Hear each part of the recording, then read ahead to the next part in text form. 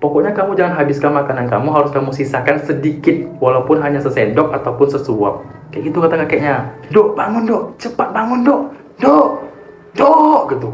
Kuat dipanggilnya. Assalamualaikum kawan, selamat datang di The Horror Time. The Horror Time kali ini bercerita tentang kawan kita bernama Dewi kawan. Dimana si Dewi ini mengalami hal-hal aneh semenjak dia dikasih sesuatu oleh kakeknya. Dari sesuatu yang dikasih oleh kakeknya itulah kawan kita si Dewi ini disuruh melakukan apa yang dilakukan oleh kakeknya kawan.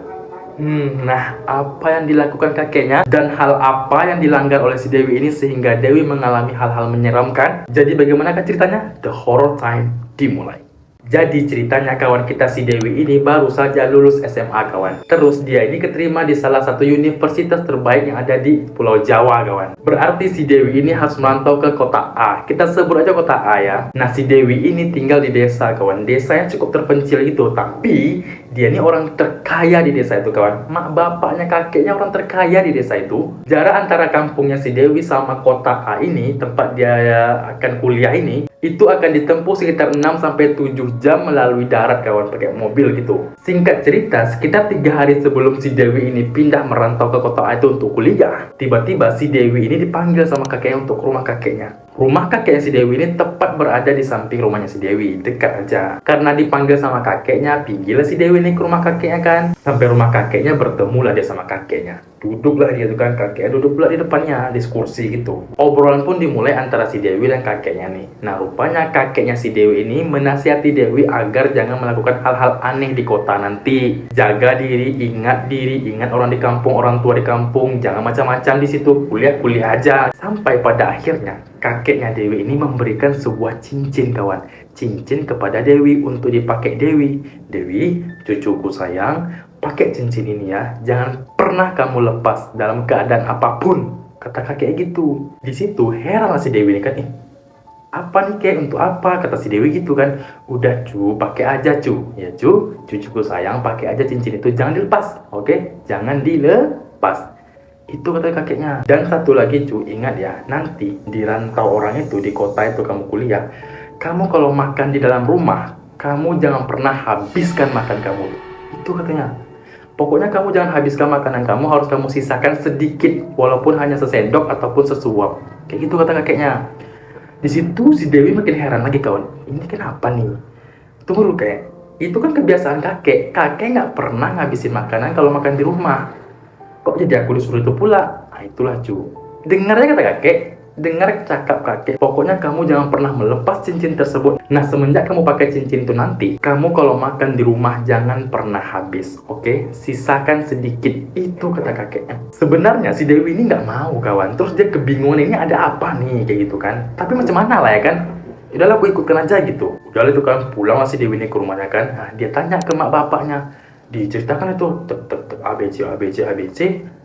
Maknya dengerin deh kan, udahlah ikutkan aja kata kakek kamu tuh, kata gitu. Ya tapi kenapa mak aku harus ikutkan kata-kata kakek macam tuh? Itu untuk kebaikan kamu. Itu kata ibunya, ibu si Dewi nih. Karena nggak mau berdebat lagi, akhirnya Dewi ini udahlah, aku lakukan aja lah gitu. Toh nggak ada rugi juga gitu, cuman sesendok makan doang gitu, sesuap aja yang ditinggalkan nanti. Udah tuh kan, singkat cerita si Dewi ini pindahlah ke kota A untuk kuliah. Nah di kota A tersebut si Dewi ini tinggal sendirian kawan ya. Dia ini tinggal di sebuah rumah gitu, rumah perumnas gitu yang dibelikan oleh orang tuanya. Secara mak bapaknya orang kaya, bukan kaleng-kaleng ya kan. Di hari pertama si Dewi ini tinggal di rantau orang itu lagi kuliah itu, dia ini ditemani oleh maknya. Maknya nemanin sehari gitu sambil beli barang-barang, pernak-pernik barang gitu untuk apa yang digunakan di kos nanti. Jadi kos, kompor, kulkas, bahkan kasur, ya pokok gitu-gitulah. Nah di hari pertama si Dewi ini tinggal di kota tersebut untuk kuliah, tapi ditemani sama maknya. Dewi ini masih ingat betul kawan bahwasanya dia harus meninggalkan sedikit apa yang dia makan. Nasi tuh, dia makan nasi tuh kan, pakai lauk yang dibawa dari kampung. Dia makan tuh. Dan akhirnya dia tinggalkan sedikit, satu suap gitu loh ditinggalkan, ditaruhnya di mana? Di wastafel di belakang. Udah tuh kan, keesokan harinya maknya si Dewi ini pulang. Dia pulang ke kampung. Tinggal si Dewi ini di situ sendirian ya kan. Nah ketika si Dewi ini tinggal sendirian, dia masih ingat terus tuh kawan bahwasanya dia harus meninggalkan nasi sedikit ketika dia makan gitu kan. Masih tuh sehari, 2 hari, 3 hari, 4 hari, 5 hari, masih tuh 3 minggu, 2 minggu, sebulan, 2 bulan, 3 bulan, masih ingat betul si Dewi ini. Sampailah pada akhirnya si Dewi ini merasa kayak, kenapa aku harus ngelakuin ini ya? Toh nggak ada aneh-aneh juga yang terjadi sama aku. Karena dia merasa nggak ada apa-apa, akhirnya dia ini meninggalkan larangan tadi. Dia nggak melakukan larangan itu lagi. Dia makan sampai habis sekarang, ya, sehari 2 hari sampai habis. Pas di hari ketiga dia nggak meninggalkan nasi itu lagi. Disinilah kawan, kisah horor itu dimulai. Kayak gimana ceritanya? Dengar. Nah, jadi di suatu hari ketika si Dewi ini lagi kuliah, sebelum dia pergi kuliah, dia telah ingat betul bahwasanya rumah tersebut telah dia bersihkan, kawan. Sebersih-bersih mungkin. Udah dia bersihkan, kamarnya pun udah dibersihkan. Barulah dia berangkat kuliah, ya kan? Terus, pas si Dewi ini pulang sorenya, rumahnya berantakan, kawan. Buku-bukunya si Dewi ini berantakan. Dari meja belajar dia, kasur dia spraynya sampai tanggal-tanggal, sampai bantalnya si Dewi pun kawan jatuh-jatuh. Di situ si Dewi ini, kenapa ini ya? Perasaan aku bersihkan tadi lah. Ya Allah Tuhan, seingat aku udah aku bersihkan. Itu kata Dewi kan, apa jangan-jangan ada maling? Maling. Terus si Dewi ini langsung ngecek tuh pintu, jendela-jendela semua, dan aman, pintu nggak ada bekas congkelan, jendela nggak ada bekas congkelan, dan masih tertutup rapi rapat. Berarti apa? Kayak nggak ada maling ini. Tapi di titik ini si Dewi coba tuh mengabaikan itu semua, kawan. Dia, udahlah, mungkin ini aku lupa aja kali membersihkannya tadi ya. Aku bilang udah bersihkan, padahal aku belum bersihkan, kayak gitu. Udahlah kan, itu kejadian pertama. Sekarang kita lanjut lagi ke kejadian kedua ya kawan ya. Nah, jadi kawan, di suatu malam si Dewi ini dia udah tidur. Dia tidur, seingat dia tuh sekitar jam 11 malaman gitu. Nah, dia tidur, tapi dia kebangun sekitar jam 2 malam, kata si Dewi. Ketika si Dewi ini terbangun, dia baru sadar. Dia dengar, kayak ada dengar suara. Suara apa? Suara orang lagi masak, kawan. Seng, seng, seng, seng. Kayak gitu dari arah dapur. Ketika si Dewi ini mendengar suara orang lagi masak tersebut, si Dewi ini cobalah mendengarkan betul-betul. Iya apa enggak nih? Iya apa enggak nih? Dan iya betul, kawan. Di titik ini si Dewi deg-degan, kawan. Jantungnya berdegup kencang, bulu romanya ini merinding. Tapi si Dewi ini penasaran, ini siapa nih? Aduh. Si Dewi langsung mencoba keluar dari kamar pelan-pelan.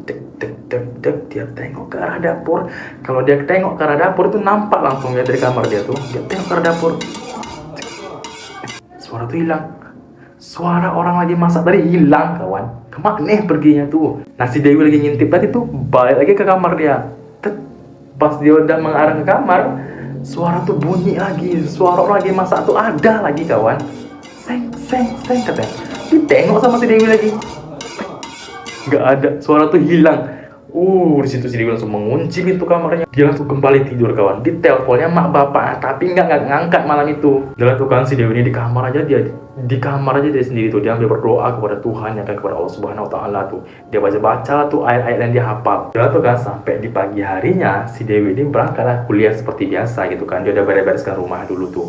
Nah, pagi itu ketika dia beres-bereskan rumah sebelum dia berangkat, dia cek tuh ke dapur, ya kan. Pas dia cek, dan tahu, kawan, sutil yang biasa kita gunakan untuk memasak itu berada di dalam wastafel, kawan. Terus kualinya si Dewi berada di wastafel, kawan. Macam baru siap dipakai itu, padahal si Dewi belum ada masak sama sekali. Dia beli nasi terus aja tuh. Dan si Dewi ingat betul bahwasanya kuali itu udah dia gantung di paku, kawan, dekat dapur tuh. Sutil itu dia taruh dekat dekat taruhan apa namanya?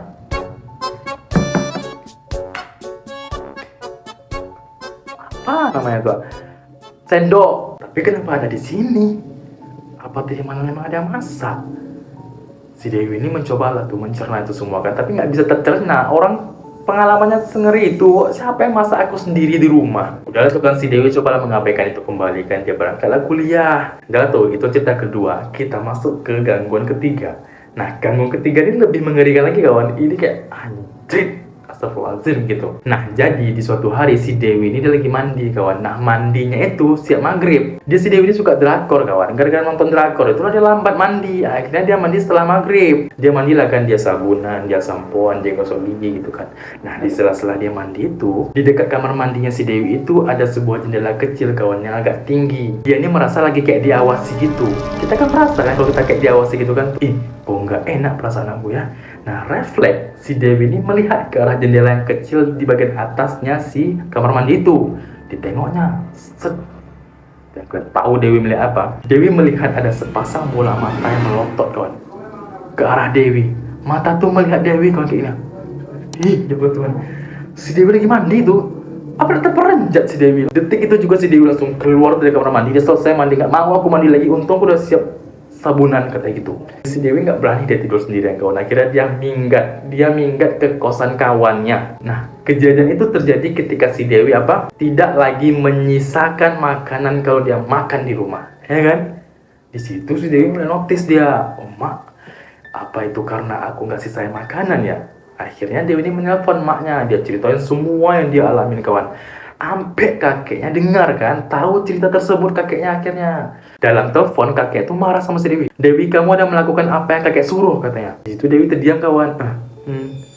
Ada kek, tapi awal-awal aja, habis itu enggak. Patutlah ya, kan udah kakek bilang harus sisakan makanan, kakek bilang. Ya iyalah kek katanya. Udahlah tuh, selesaikan percakapan tersebut kan. Udahlah tuh kan, semenjak itu si Dewi makan langsung menyisakan makanannya kawan. Walaupun yang sesendok, walaupun sesuap aku sisakan. Gak mau aku lagi ini, takut aku, kata si Dewi ini. Beberapa minggu kemudian, nah sekarang tuh gantian kawan.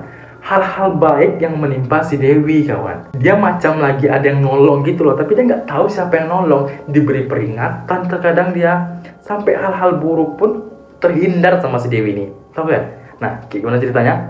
Kita masuk ya. Nah, jadi di suatu malam ketika si Dewi ini sudah tertidur lelap dia di rumah dia itu, tiba-tiba dalam mimpinya si Dewi ini ada seorang nenek-nenek. Dewi nggak kenal nenek itu siapa kawan, nggak tahu si Dewi ini. Pokoknya dalam mimpi itu nenek-nenek tersebut ngomong sama si Dewi, bangun dok, bangun dok, gitu katanya. Terus si Dewi itu dalam mimpi itu kayak apa sih nenek ini gitu kan. Dok, bangun dok, cepat bangun dok, gitu. Kuat dipanggilnya dalam mimpi itu. Di situ terbangun langsung si Dewi ini.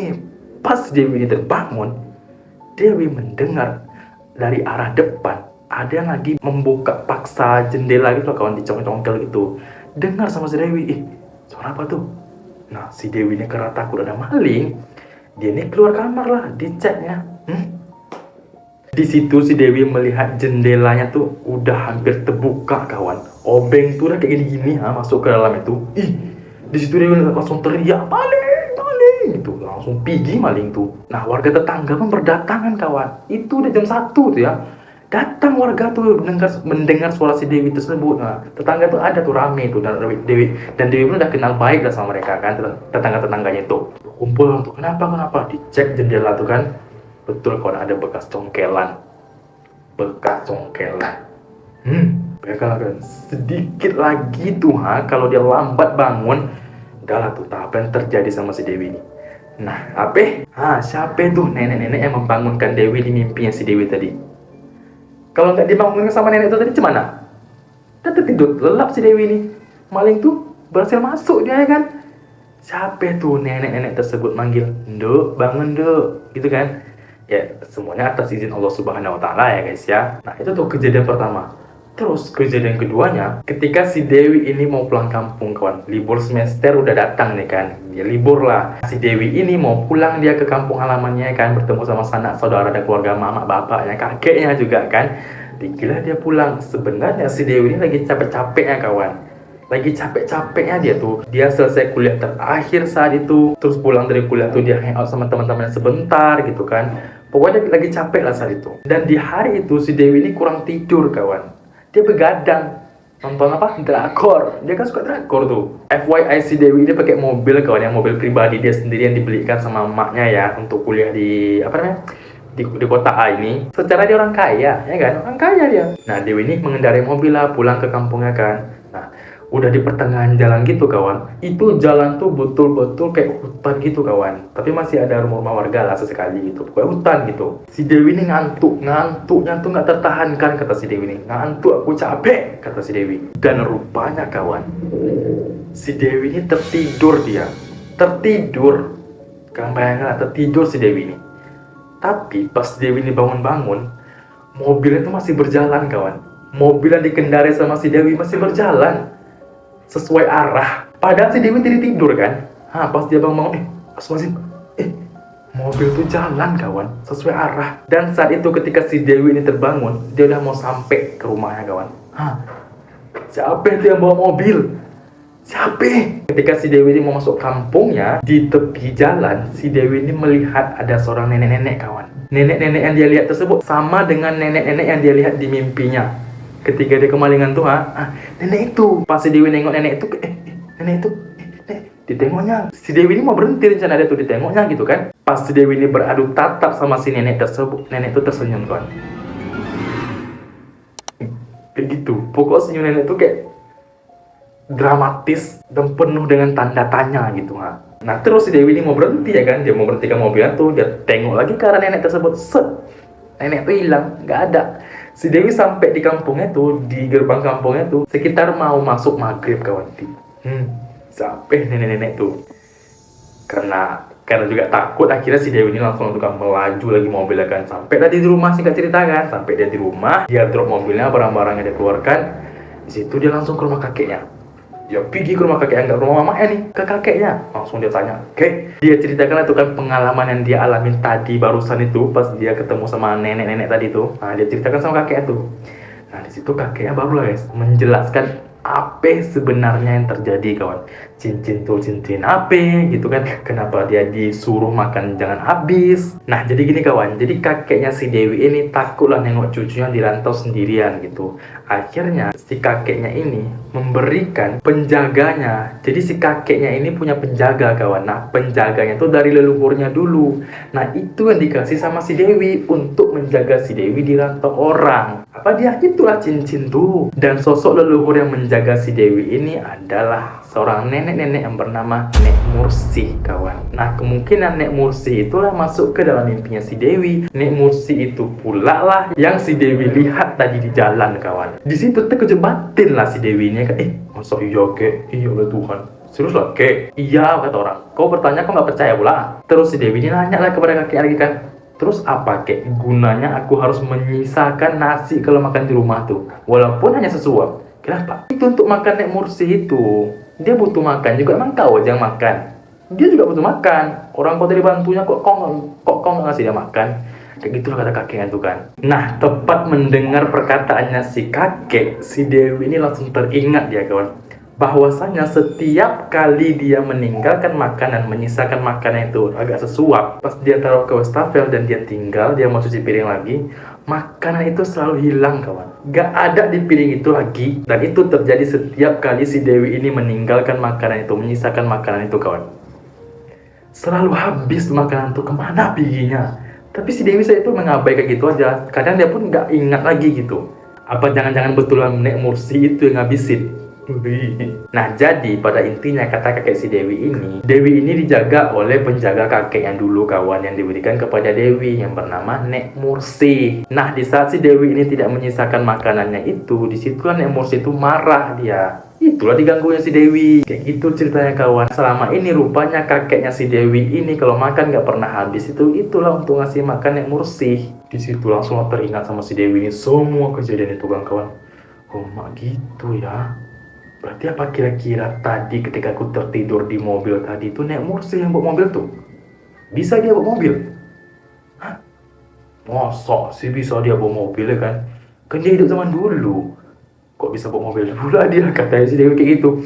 Tapi yaudah, si Dewi mengabaikan aja tuh apa yang terjadi pada dirinya kan. Dan lah aku ikut aja larangan tersebut, aku akan selalu makan kalau di rumah tuh sisakan nasinya gitu.